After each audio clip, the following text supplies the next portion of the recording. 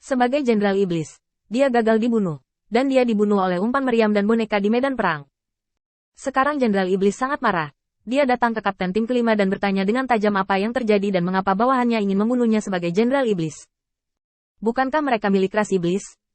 Dengan marah dan tidak mengerti, Jenderal Iblis itu mendatangi kapten tim kelima, melihat boneka yang dikendalikan di depannya, dengan penghinaan yang tak tertandingi di dalam hatinya.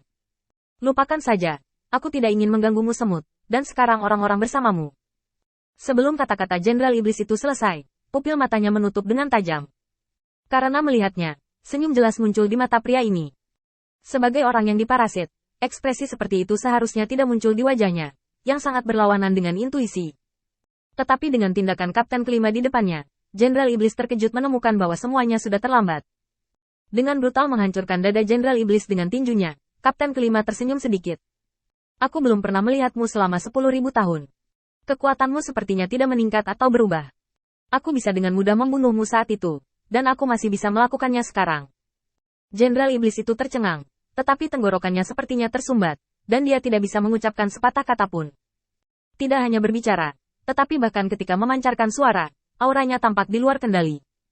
Adegan aneh seperti itu memenuhi hati Jenderal Iblis dengan teror. Pada saat yang sama, kapten kelima, yang bergegas di depan Jenderal Iblis hampir seketika, menurunkan tubuhnya sedikit dan berteriak sambil mendukung Jenderal Iblis. Ada pembunuh. Sebagai boneka setan, 3 kata masih bisa diucapkan. 3 kata ini segera mengganggu perilaku iblis lain yang hadir.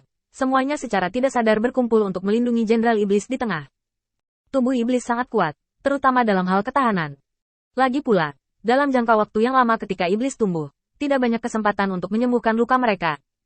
Iblis dengan kemampuan pemulihan yang tidak memadai telah lama jatuh. Sebagian besar waktu, pembunuhan terhadap iblis tidak berguna.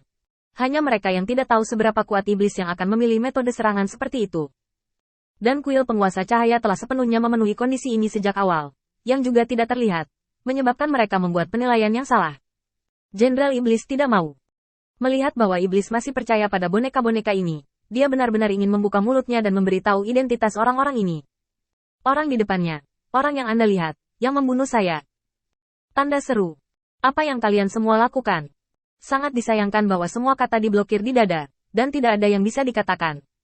Hanya sarkasme samar dari kapten kelima yang terdengar di telinga Jenderal Iblis. Apakah kamu benar-benar ingin berbicara? Saya harap Anda akan menyukai segel tenggorokan beracun yang disiapkan khusus untuk iblis Anda. Setelah berbicara, kapten kelima dengan hati-hati meletakkan Jenderal Iblis di tanah, melihat iblis yang diserahkan kepada mereka, dan sudut mulutnya sedikit terangkat. Pertempuran ini ditakdirkan untuk menjadi kemenangan mereka sejak awal. Iblis terlalu besar, dan iblis terlalu percaya diri. Ini adalah kelemahan dan masalah iblis, dan bagian paling halus dari pertempuran ini adalah racun tenggorokan ini. Selama racun masuk ke dalam tubuh, iblis-iblis itu hanya bisu.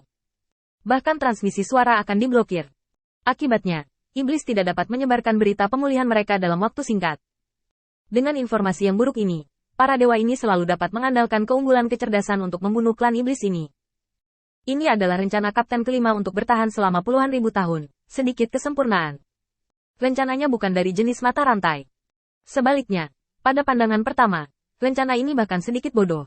Sangat bodoh sehingga siapapun dapat melihat melalui tujuan dan cara pelaksanaan rencananya. Tapi ini adalah seluk-beluk rencana kapten kelima. Dia meninggalkan terlalu banyak kesempatan untuk menyelamatkan. Dan operasi pemenggalan ini adalah untuk menemukan peluang bagus bagi orang lain yang menyerang iblis. Entah, mereka membantai tulang punggung ras iblis, menyebabkan ras iblis jatuh ke dalam kekosongan internal, dengan beberapa keraguan. Atau, seperti sekarang, mereka langsung membunuh ras iblis, secara paksa melemahkan kekuatan ras iblis ini, dan memfasilitasi rencana penaklukan ras iblis. Apakah itu Jenderal Iblis atau sejumlah besar tulang punggung iblis? Dalam arti tertentu, esensi membunuh mereka adalah sama.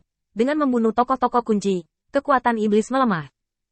Tapi sekarang, karena Qin Yichen memberi terlalu banyak tekanan pada iblis di luar, dia bahkan mengeluarkan 20 jenderal iblis terkuat dengan undangan. Karena serangan bersama dari orang-orang Qin Yichen, iblis-iblis ini langsung dilemparkan ke dalam kekacauan. Spoilernya adalah mengubah kekacauan jangka pendek menjadi kekacauan jangka panjang. Semua ini baru permulaan. Selama sebagian besar pasukan iblis tidak diberitahu tentang berita ini, itu tidak masalah. Mereka akan dibantai sampai semua iblis bangun dan tahu bahwa boneka-boneka ini tidak terkendali. Membunuh dari dalam seringkali merupakan cara termudah untuk mengalahkan seluruh tim Demon Rache. Sebuah perubahan diam-diam terbuka, yang semuanya terjadi dalam waktu singkat ketika Qin Yichen mundur beberapa langkah, dan kemudian menggelengkan kepalanya pada Yan yang bingung. Mungkin ada sesuatu yang perlu aku akui padamu. Apakah kamu merekrut Yu Daoseng dan Fatih beberapa waktu lalu? Saya benar-benar malu untuk mengatakannya. Saya pikir saya, dengan nama yang begitu indah, benar-benar melakukan hal-hal tercela seperti itu, mengirim orang untuk menyusup ke interior pihak lain, dan menerima kesopanan yang sangat tinggi. Ngomong-ngomong, kalian benar-benar bodoh. Kalian benar-benar mempercayai mereka. Ceka-ceka, sayang sekali, sayang sekali. Jika itu aku pada saat itu, aku mungkin bisa membujukmu untuk datang dan menyusunnya di tempat. Kata-kata Qin Yichen seperti blockbuster, dan otak Yan berdengung. Tidak mungkin, sama sekali tidak mungkin. Jika kamu ingin mengatakan bahwa Yu Daoseng adalah milikmu, aku bisa memahaminya. Jika kamu bukan rasku, hatimu akan berbeda. Tapi senior jelas tidak. Senior memiliki nafas iblisku, dan itu tidak mungkin bawahanmu. Melihat bahwa semua perhatian Yanxi tertuju pada dirinya sendiri, dan dia tidak melihat adanya perubahan kecil di antara iblis-iblis di bawah, Qin Yichen bahkan lebih puas. Sudut mulutnya sedikit terangkat, dan dia terus menangkap nafsu makan Yanxi. Kamu mungkin tidak percaya ketika kamu mengatakannya, tetapi ini adalah kebenarannya. Senior di hatimu telah bergabung dengan kuil penguasa cahaya, dan adalah posisi pelindung Zuo Dharma. Dia sudah lama bersamaku, dan dia salah satu orang yang paling kupercaya. Bagaimana kalau aku meneleponnya dan mengobrol denganmu? Di mana Yanxi mendengar bahwa Qin Yichen sangat memfitnah senior di hatinya? Angkat kepalan tangan Anda untuk berlari ke depan. Tapi dengan kilatan kecemerlangan, tinju Yanxi tidak bisa lagi dipegang.